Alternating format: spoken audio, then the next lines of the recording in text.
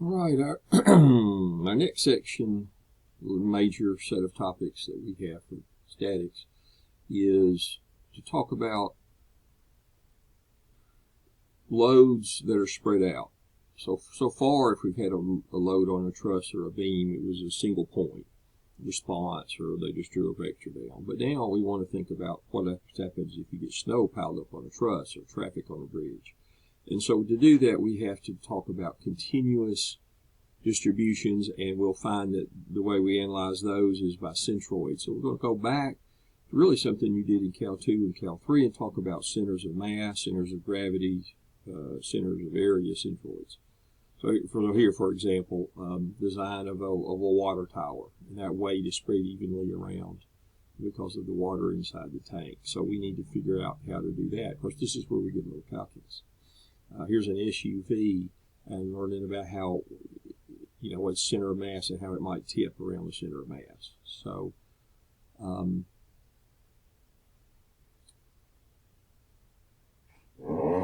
for simple shapes, some basic, where the center of a square is, it's in the middle. Where the center of a circle is. And there's a relationship between the center of a geometric shape and the center of gravity, which is where, if I have an object, a real solid object, gravity pulls on all the different pieces of it, but we've been pretending like we could pretend like the gravity is all at one place, and that place is called the center of gravity. And we need to first learn how to calculate that.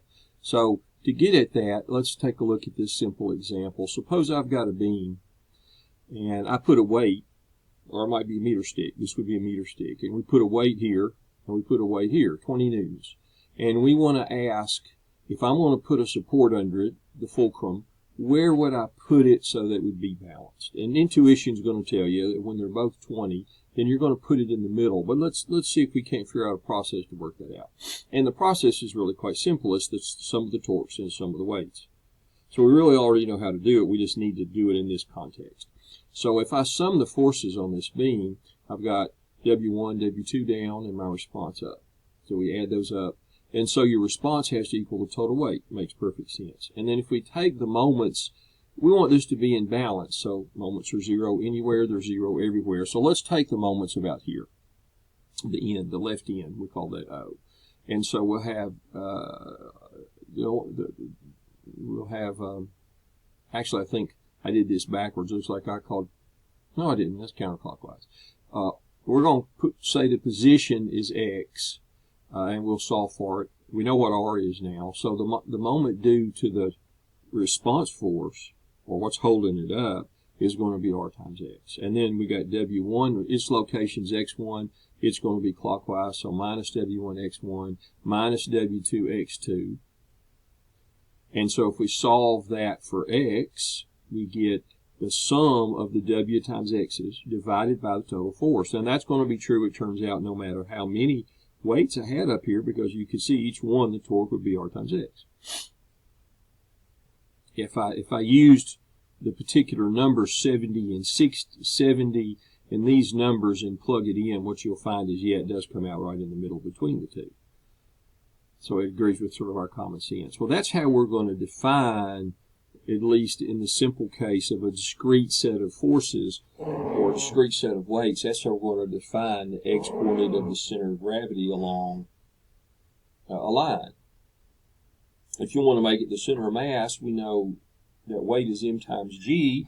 So you replace weight with m times g. Everybody's got a g. You factor it out, and it's going to cancel. If they're uniform, so the densities are the same everywhere, then the mass will just be the density times the area. So they all have the same density. You factor it out, and it cancels. And it turns out then that you're doing the sum of the area times xi. And so the center mass, the center of gravity, and the centroid are all the same in what we call a uniform gravitational field, where the gravitational forces are all parallel in the same direction.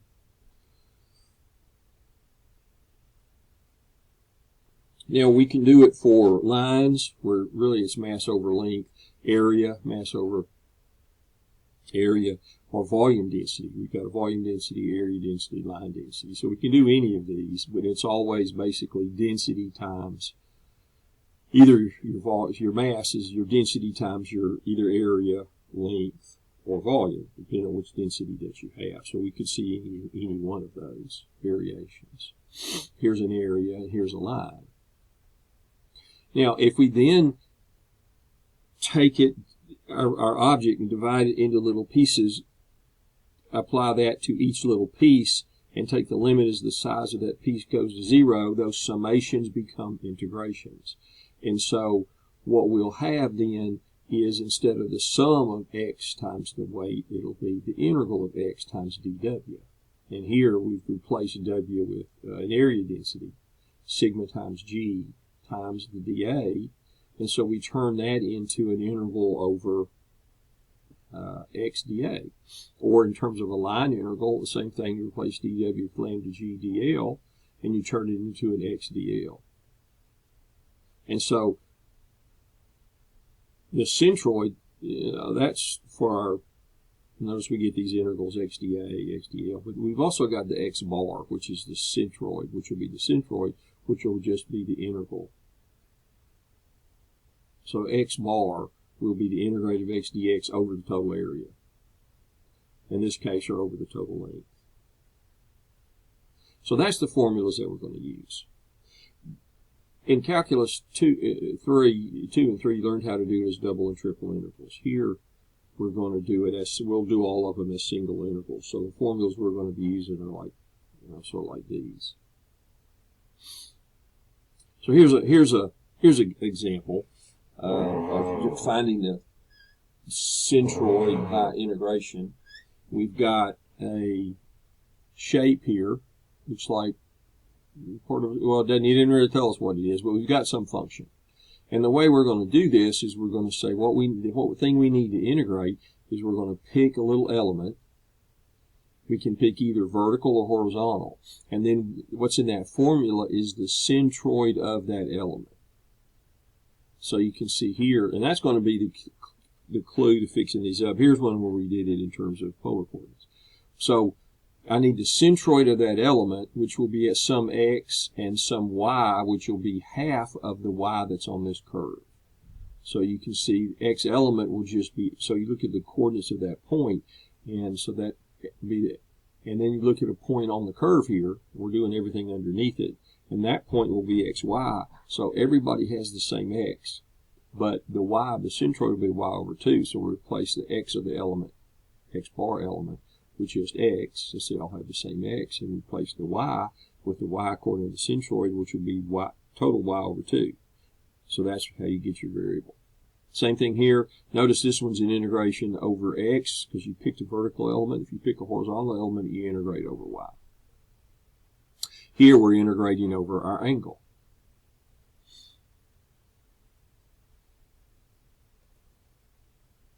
All right, let's do one in particular. So suppose I've got the area under this parabola, given A and B were some numbers. So this is, we want to find the centroid of this area by integration.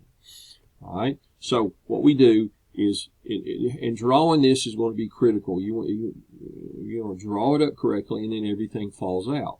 So what you do is you pick an element, which is either going to be a horizontal column or a vertical column. The top of that, the bottom of that one's going to be at y equals 0. The top of it's going to be at your y coordinate that's on that point. So that point up there has coordinates x, y. So its little bit of area dA will be its width times its height, y dx.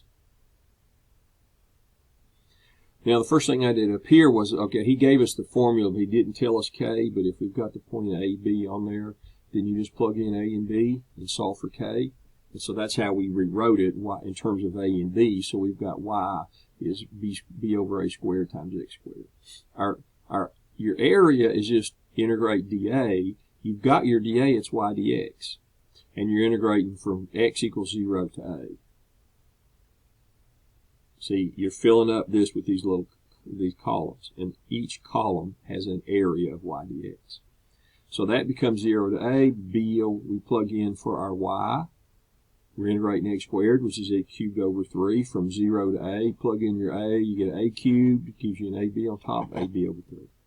Make sure you do that integral. Don't just look at what I'm doing, but write it down and do it. All right, so that gives us the total area. Now we need to get the centroid. We've already got our volume element figured out. We just need to know what are the coordinates of the centroid. Well, it's in the middle. And so they all have the same x, so it's halfway up, so it's y over 2. So the x of the element is just x, so then we're integrating x times y dA. We plug in for y what we already had. So now we're integrating x cubed, which is x to the 4th over 4.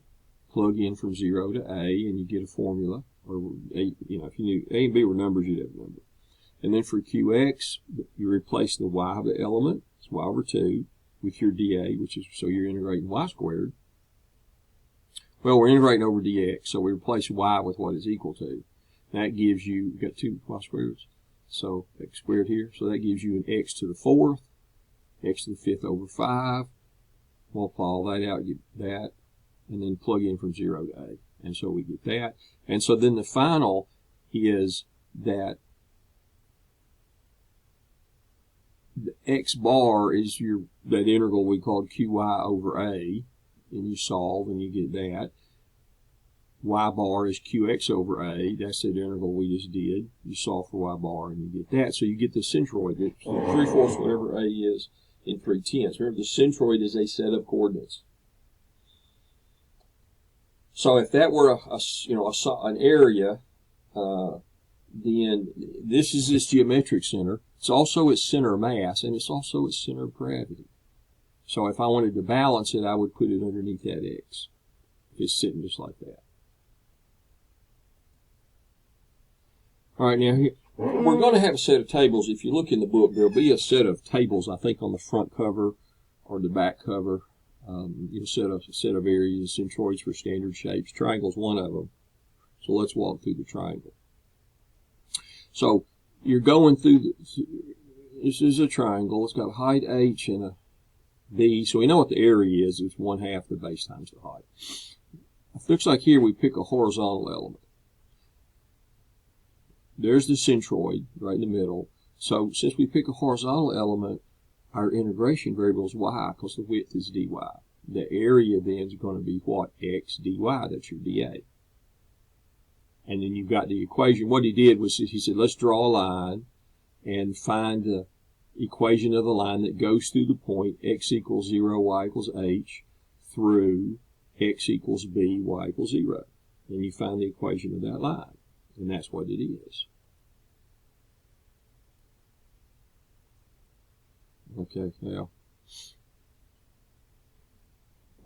he didn't do both of them. He only did one of them. And so you go back and look back at the other figure, plug in for your dA, plug in for your y of the element, and you're integrating from 0 to h because you did your y as your variable. When you do that, you're going to get what? Well, it's a little bit of a hard one to integrate, but multiply through by your y, integrate the first term, you get y squared over 2, y cubed over 3, add them up, plug in from 0 to h, and you'll get this. The total area, we know what it is, 1/2 base times height. That's a good way to check you set the integral up. Try integrating that and make sure you get that. When you divide, you get h over 3. And that's in general, if you look in the table for a triangle, we can always write that the centroid is 1/3 of the height measured from the base. And you can call either side the base. So it's going to be h over 3, and we'll go this way, it'll be b over 3. 1/3 of the height measured from the base. All right, so that's our first, it was a little bit longer than I wanted it to be, but that's our first, and there's our formula for calculating the centroids. The trick is to draw the picture and figure out what the dA and the x and y coordinates of the centroid are. All right, I'll work some examples and post them. See you in the next video.